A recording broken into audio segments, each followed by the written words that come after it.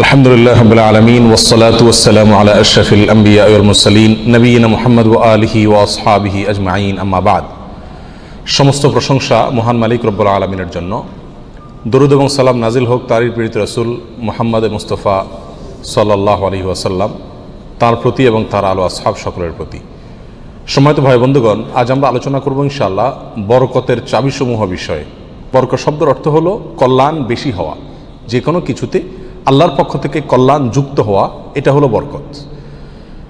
দুনিয়ার যে কোনো বস্তুতে যখন আল্লাহ সুবহানাহু ওয়া তাআলার পক্ষ থেকে কল্যাণ যুক্ত হয়, বিষয়টা যখন কল্যাণকর হয়ে যায়, উপকারী হয়ে যায়, তখন সেটা পরিমাণে অনেক অল্প হলেও আমাদের জন্য সেটা অনেক বেশি উপকার বয়ে আনে। অনেকে অনেক দীর্ঘ হায়াত পাইছেন, কিন্তু দীর্ঘ হায়াতে তেমন কিছু করার সুযোগ পান নাই, তার মানে জীবনে বরকত হয় নাই।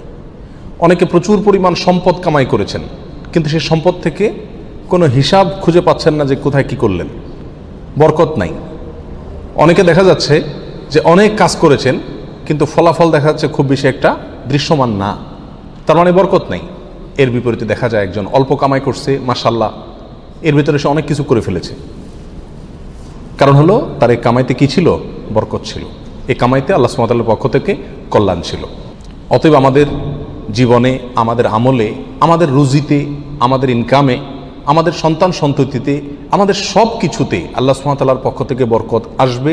বেশ কিছু আমল আছে, সে আমলগুলো করলে এগুলোকে আমরা এক কথায় বলতে পারি বরকতের 10টি চাবি। এই চাবিগুলো যদি আমরা ব্যবহার করি তাহলে ইনশাআল্লাহ বিদিনিল্লাহ আমাদের জীবন বরকতময় হয়ে যাবে। তার ভিতরে 1 নম্বরের চাবি হলো বরকতের ঈমান এবং তাকওয়া। প্রিয় ভাইয়েরা, যখন ঈমান এবং তাকওয়া কারোর মধ্যে থাকে, তখন আল্লাহ সুবহানাহু ওয়া তাআলার পক্ষ থেকে বরকতের বারিধারা তার প্রতি বর্ষণ হতে থাকে। আল্লাহ সুবহানাহু ওয়া তাআলা কোরআন কারীমে বলেছেন, ওয়ালাউ আন্না আহলাল কুরা আমানু ওয়াত্তাকাউ লাফাতাহনা আলাইহিম বারাকাতিম মিনাস সামাই ওয়াল আরদ। যদি কোনো জনপদের লোকেরা ঈমান আনে এবং তাকওয়া অবলম্বন করে, তাহলে আমি আসমান থেকে এবং জমিন থেকে, উপর থেকে নিচ থেকে, উভয় দিক থেকে বরকতের সমস্ত দুয়ার খুলে দেব। সম্মানিত ভাইরা, এই জন্যই দেখা যায় সারা পৃথিবীতে অন্য ধর্মের মানুষেরা, অমুসলিমেরা কোনো কোনো দিক থেকে অনেক বেশি সুখে শান্তিতে আছে বলে আমাদের কাছে মনে হয়, কিন্তু আসলে সুখে শান্তিতে খুব একটা নাই। বিভিন্ন জরিপ বলছে সুসাইড বা আত্মহত্যার পরিমাণ তাদের মধ্যে বেশি। আত্মহত্যা মানুষ তখনই করে যখন সুখের চাইতে দুঃখের পরিমাণ বেড়ে যায়, কিন্তু মুসলমানদের মধ্যে আত্মহত্যার পরিমাণ অনেক কম। মুসলমানরা বেশিরভাগই গরিব, অভাবী, তারপরেও তাদের মধ্যে আত্মহত্যার পরিমাণ কম। এটা একটা আলামত যে তাদের জীবনে কি আছে? বরকত আছে। কারণ ঈমান সামান্য হলেও আছে। আর যার জীবনে ঈমান নাই, তাকে দেখবেন যে অনেক আট্টালিকাতে সে আছে, সুখে শান্তির অনেক উপকরণ তার কাছে আছে, কিন্তু আসলে সুখ শান্তিতে খুব একটা সে নাই। কারণ তার জীবনে কি নাই? বরকত নাই। এই জন্য কেউ যদি ঈমান আনে আর তাকওয়া অবলম্বন করে, এই দুটি জিনিস যদি কারোর ভিতরে থাকে, তাহলে আল্লাহ সুবহানাহু ওয়া তাআলার ওয়াদা হলো আসমান এবং জমিন থেকে বরকতের সমস্ত দুয়ারগুলো তার জন্য কি করে দেওয়া হবে? খুলে দেওয়া হবে। এই জন্য ভাই, ঈমানকে খালেস করতে হবে শিরক থেকে, কুফরি থেকে, নেফাকি থেকে। শিরক, কুফর, নেফাক, এগুলো থেকে ঈমানকে পরিচ্ছন্ন করতে হবে আর তাকওয়া অবলম্বন করতে হবে। তাকওয়া কি? তাকওয়া হলো আল্লাহর ভয়ে যে কোনো হারাম কাজ থেকে বেঁচে থাকা। আল্লাহর ভয়ে যদি আমি হারাম কাজ থেকে বেঁচে থাকার মানসিকতা আমার ভিতরে থাকে, যার ভিতরে যত বেশি থাকবে আল্লাহ সুবহানাহু ওয়া তাআলা তার জীবনকে তত বেশি বরকতময় করে দিবেন। বরকতের 2 নম্বর চাবি হলো যে কোনো কাজের শুরুতে বিসমিল্লাহ বলা। যে কোনো কাজের শুরুতে কি করা? বিসমিল্লাহ বলা। নবী আলাইহিস সালাম বলেছেন, তোমাদের মধ্যে কেউ যখন খানা শুরু করে এবং সে যদি বিসমিল্লাহ বলে, তো শয়তান তার সাথে ওই খাবারে যোগ দিতে পারে না, ভাগ বসাতে পারে না। যেটুকু আছে সেটুকু তার জন্য কল্যাণ বয়ে আনে, কল্যাণ করা হয় খাবার। অনুরূপভাবে কেউ যদি বাসা বাড়িতে প্রবেশ করে, বিসমিল্লাহ বলে ঢুকে, তাহলে সেই ঢোকার সময় তার সাথে কি হতে পারে না? শয়তান যোগ দিতে পারে না। অনুরূপভাবে প্রত্যেকটা কাজে বান্দা যখন ভালো কাজে যখন বিসমিল্লাহ বলে শুরু করে, তখন শয়তান সে কাজে আর অংশগ্রহণ করতে পারে না। আর শয়তান যখন ইন্টারফেয়ার করতে পারে না, তাহলে আল্লাহ সুবহানাহু ওয়া তাআলার পক্ষ থেকে সেখানে বরকত আসা খুবই সহজ হয়ে যায়। এটাই স্বাভাবিক। অতএব বিসমিল্লাহর পরিমাণ বেশি বলা। 3 নম্বর বরকতের চাবি হলো ভাই কোরআনে কারিমের সাথে সম্পৃক্ততা বাড়ানো। যে যত বেশি কোরআনের সাথে সম্পর্ক গড়বে, তার জীবনে তত বেশি বরকত নেমে আসবে। যে ঘরে কোরআন তেলাওয়াত হবে, কোরআনের চর্চা হবে, কোরআনের শেখা হবে, কোরআন বুঝাবুঝি হবে, কোরআনের উপর আমল করার প্রবণতা থাকবে, অভ্যাস থাকবে, সেই ঘরে আল্লাহ সুবহানাহু ওয়া তাআলার বরকত তত বেশি আসবে। আল্লাহ সুবহানাহু ওয়া তাআলা কোরআন কারীমের ভিতরে বলেছেন, ওয়াহাযা কিতাবুন আনজালনাহু মুবারাক। কোরআনে কারীমকে আল্লাহ সুবহানাহু ওয়া তাআলা কোরআনের বহু জায়গায় বলেছেন যে এটা কিতাবে মুবারক, এই কোরআনটা হলো কি বরকতময়, অতএব এর সাথে যে যত বেশি সম্পৃক্ত হবে তত বেশি তার জীবন কি হবে, বরকতময় হয়ে যাবে। নবী আলাইহিস সালাতু ওয়াস সালাম বলেছেন সহিহ মুসলিমের হাদিসে, ইন্নাল্লাহা ইয়ারফাউ বিহাযাল কিতাবি আকওয়ামা ওয়া ইয়াদাউ বিহি আখারিন, আল্লাহ তাআলা এই কিতাব দিয়ে বহু মানুষকে উপরে উঠাবেন, আবার বহু মানুষকে নিচে নামাবেন। অর্থাৎ এই কিতাব কোরআন এটাকে যারা ফলো করবে আল্লাহ তাআলা তাদেরকে মর্যাদা বাড়াবেন, আর যারা ফলো করবে না তাদের মর্যাদা কমাবেন। বাহ্যিকভাবে মনে হবে সুখের সাগরে ভাসছে, আসলে দুঃখের কোনো অন্ত তাদের জীবনে থাকবে না। তাহলে বরকতের 3 নম্বর চাবি হলো কি, কোরআনের সাথে সম্পর্ক বেশি বেশি করা, কোরআন তেলাওয়াত করা, কোরআন বুঝা, কোরআন অনুযায়ী আমল করার চেষ্টা করা। যত বেশি যে করবে আল্লাহ তাআলা তার জীবনের প্রতিটা পদে পদে তত বেশি কি দিবেন, বরকত দান করবেন। বরকতের 4 নম্বর যে চাবি আছে সেটা হলো ভাই সাদাকা করা, দান করা। কি করা? দান করা, সাদাকা করা। সাদাকা এবং দান করলে বহু হাদিস থেকে বোঝা যায়, জানা যায় যে বিপদ আপদ দূর হয়ে যায়। আমাদের যে কোনো কাজ থেকে, যে কোনো অর্থকড়ি থেকে, যে কোনো উপার্জন থেকে আমাদের কল্যাণটা আসে না, এর একটা বড় কারণ হলো বিপদ এসে যায়। আমি একটা দোকানদারি শুরু করলাম, একটা বিপদ এসে গেল, তাহলে আমার সেখান থেকে কল্যাণটা আর আসলো না। তো বরকত যদি আপনি চান প্রত্যেকটা বস্তুতে, প্রত্যেকটা জিনিসে কল্যাণ আসুক, উপকার হোক জিনিসটা আপনার জন্য, অল্প ছোট চাকরি, অল্প আয়, ছোট ব্যবসা, এর ভিতরেই আল্লাহ তাআলা কল্যাণ দিয়ে দেখ। আপনি যদি চান তাহলে আপনাকে কি করতে হবে, সাদাকার অভ্যাস করতে হবে। দান করলে মুসিবত এবং বিপদ দূর হয়। তো আপনার ওই অল্প আয় থেকে যখন বিপদ দূর হয়ে যাবে বা বিপদ মুক্ত থাকবে, তখন ইনশাআল্লাহ বিদিনিল্লাহ সেটা আপনার জন্য কি হয়ে যাবে, কল্যাণকর এবং বরকতময় হয়ে যাবে, ওর ভিতরে আপনার জন্য বরকত থাকবে। অতএব সাদাকার অভ্যাস করা, সারা বছর অল্প স্বল্প হলেও, পরিমাণে খুব অল্প হোক। এক হাদিসে আসছে নবী সাল্লাল্লাহু আলাইহি ওয়াসাল্লাম বলেছেন, খেজুরের অংশ দিয়েও যদি হয় তবুও তুমি সাদাকা করে জাহান্নামের আগুন থেকে বাঁচার চেষ্টা করো। বিপদ থেকে রক্ষার জন্য আমরা সাধ্য অনুযায়ী সাদকা করব, অনেক বেশি করা কোনো জরুরি না। প্রতিদিন সাদকা করা একটা জটিল বিষয়, অনেক সময় প্রতিদিন আমি অভাবী লোক পাইও না, তাহলে একটা বাক্স রাখতে পারি বাসায়, যে প্রতিদিন আমি সেখানে 1 টাকা রাখবো, 2 টাকা রাখবো, যতটুকু সাধ্যগুলো ততটুকু রাখবো, তাহলে নিয়মিত আমি দানের সওয়াবটা পেয়ে গেলাম। এই টাকাটা অভাবী লোকের, পরে কয়দিন পর পর খুলে আমি দিয়ে দিলাম মানুষকে, তাহলে প্রতিদিন সৎকার আমলটা হয়ে গেল। এবং সৎকার নিয়মিত করলে কি হয়, বরকত প্রত্যেকটা ক্ষেত্রে নেমে আসে। নাম্বার 5, বরকতের 5 নম্বর চাবি হলো ভাই, আত্মীয় স্বজনের সাথে সম্পর্ক ভালো রাখা। এটা বহুল পরীক্ষিত একটি আমল ভাই। আত্মীয় স্বজনের সাথে যে যত বেশি সম্পর্ক ভালো রাখে, মা বাপ, ভাই বোন, ফুফু, চাচা, কাছের লোকজন, রক্ত সম্পর্কীয় লোক যারা, বিশেষ করে তাদের সাথে যে যত বেশি সম্পর্ক ভালো রাখে এবং তাদের সাথে সম্পর্ককে নষ্ট করে না, তারা যদি দুর্ব্যবহার করে তো নিজের পক্ষ থেকে ভালো ব্যবহার করার চেষ্টা করে, তো এই লোকের জীবনে আল্লাহ তাআলা বরকত দান করেন। এটা পরীক্ষিত বিষয়। অতএব এই চাবিটি বরকতের, এটা খুবই গুরুত্বপূর্ণ। 5 নম্বর, অর্থাৎ আত্মীয় স্বজনের সাথে, রক্ত সম্পর্কীয় লোকদের সাথে কি করতে হবে, সম্পর্ক সবসময় বিল্ড আপ করার চেষ্টা করতে হবে, তাদের খোঁজখবর নিতে হবে, সাধ্য অনুযায়ী তাদের পাশে দাঁড়াতে হবে। যদি পাশে দাঁড়াতে নাও পারেন, অন্তত সম্পর্কটাকে কি করতে হবে, ভালো রাখার চেষ্টা করে যেতে হবে। নাম্বার 6, বরকতের 6 নম্বর চাবি হলো ভাই, সকালবেলায় ভোরে ভোরে কাজে যাওয়া। নবী আলাইহিস সালাম দোয়া করেছেন, আল্লাহুম্মা বারিক লি উম্মতি ফি বুকুরিহা, আল্লাহ আমার উম্মতকে সকালবেলা আপনি বরকত দান করবেন। অন্য এক রওয়ায়াতে আসছে বুরিকা লি উম্মতি ফি বুকুরিহা, তিনি বলেছেন আমার উম্মতের জন্য সকালবেলার সময়টাতে বরকত দেওয়া হয়েছে। অতএব সকালের সময়টাতে আপনি ঘুমায় থাকেন, তাহলে বরকত কোত্থেকে আসবে? এই টাইমটাতে কাজ করতে হবে। এবং কিছু কিছু কাজ আছে, কিছু কিছু পেশা আছে যে সকালবেলা করার মতন, আপনি মার্কেটের দোকান আছে, সকালে ভোরে খোলার সিস্টেম নাই, তাহলে সেটা তো আপনি খুলবেন না।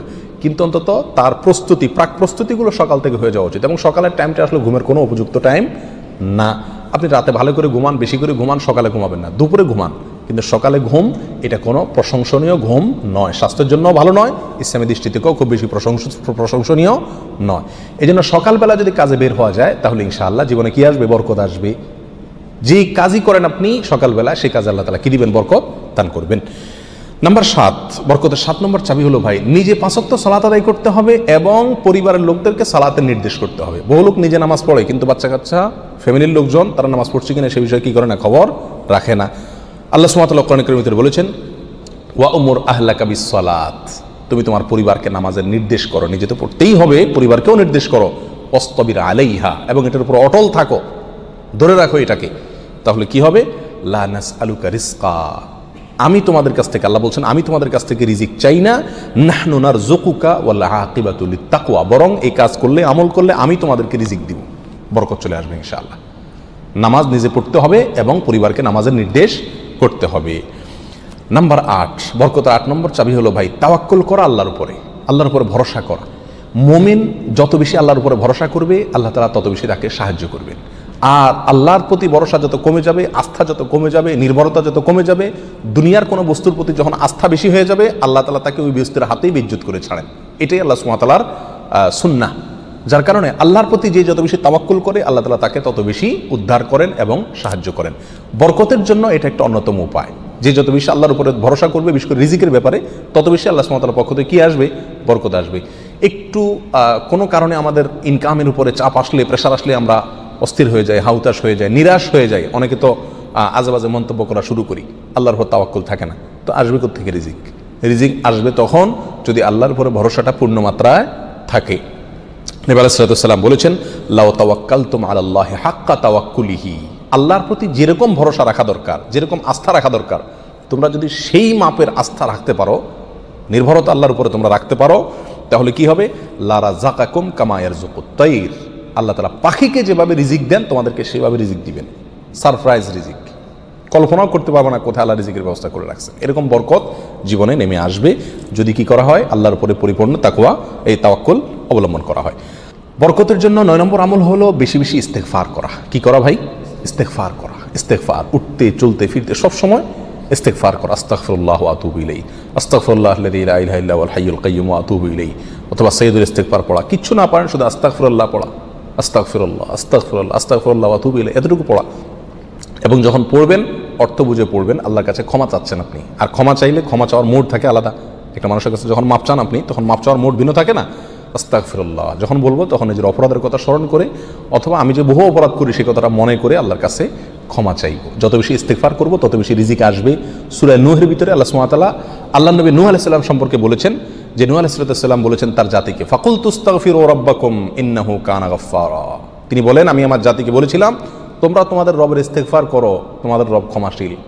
তাহলে কি হবে? ইস্তেগফার করলে 1 নম্বরে তিনি ক্ষমা করবেন, তারপরে ওয়ায়ুমদিদুকুম বিআমওয়ালিন ওয়া বানিন ওয়া ইয়াজআল লাকুম জান্নাতিন ওয়া ইয়াজআল লাকুম আনহারা।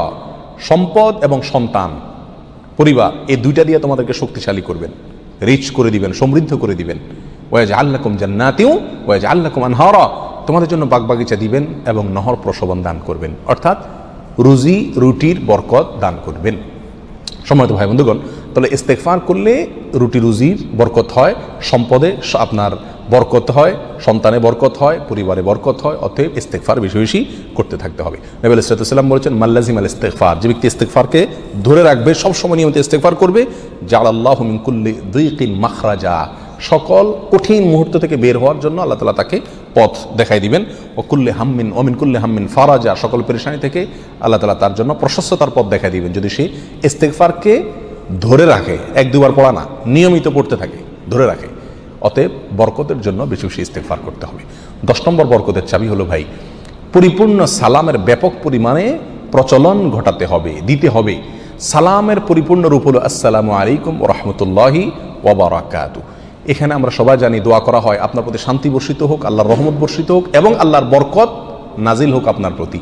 তাহলে আপনি যখন কারোর প্রতি সালাম দিচ্ছেন, পূর্ণাঙ্গ সালাম, আসসালামু আলাইকুম ওয়া রাহমাতুল্লাহি ওয়া বারাকাতুহু, তার মানে আপনি কেমন যেন তার জন্য বরকতের দোয়া করছেন, শান্তির দোয়া করছেন। আর হাদিসে আসছে, কোনো মুসলিমের জন্য যদি আপনি বরকতের দোয়া করেন বা যে কোনো দোয়া করেন, তো ফেরেশতা আপনার জন্য দোয়া করে আল্লাহ এই বান্দাকেও আপনি দান করেন। তাছাড়া যাকে সালাম দিবেন তিনিও জবাব দিবেন। আপনি যেহেতু অবারাকাতু পর্যন্ত পড়বেন, তার জন্য উচিত হবে অবারাকাতু পর্যন্ত দেওয়া। সালাম যতটুকু দেওয়া হয় পরিপূর্ণ কমপক্ষে অতটুকু দিতে হয়। অতএব যত বেশি সালাম দেওয়া হবে তত বেশি ফেরেশতা আমার জন্য বরকতের দোয়া করবে, আর যাকে সালাম দিচ্ছি তিনিও করবেন। তাহলে সালামের প্রচলন ব্যাপক পরিমাণে যদি করতে পারি, তাহলে আমাদের জীবনে কি আসবে ভাই? বরকত নেমে আসবে। আর আগেই বলেছি, বরকতের অল্প বেবরকতের বহুর চাইতে উত্তম এবং শ্রেষ্ঠ। আল্লাহ তাআলা আমাদেরকে বরকতের সম্পদ দান করুক। অধিক সম্পদ নয়, বরকতের সম্পদ। আল্লাহ তাআলা আমাদের বরকতের সন্তান দান করুক। অধিক সন্তান নয়, বরকতের সন্তান। কল্যাণ যে সন্তানে আছে সেখানে অনেক বেশি হলো, কিন্তু কল্যাণ তার ভিতরে নাই, উপকারটা নাই, তাহলে এই বেশির কোনো লাভ হলো না। আল্লাহ তাআলা আমাদের গোটা জীবনকে, আমাদের উপার্জনকে, আমাদের সম্পদকে, আমাদের নেক আমলকে, আমাদের সন্তান সন্ততিকে, আমাদের পরিবারকে, পরিজনকে, আমাদের চিন্তা চেতনাকে, আমাদের সব কিছুকে আল্লাহ সুবহানাহু ওয়া তাআলা বরকতময় করে দিন। সব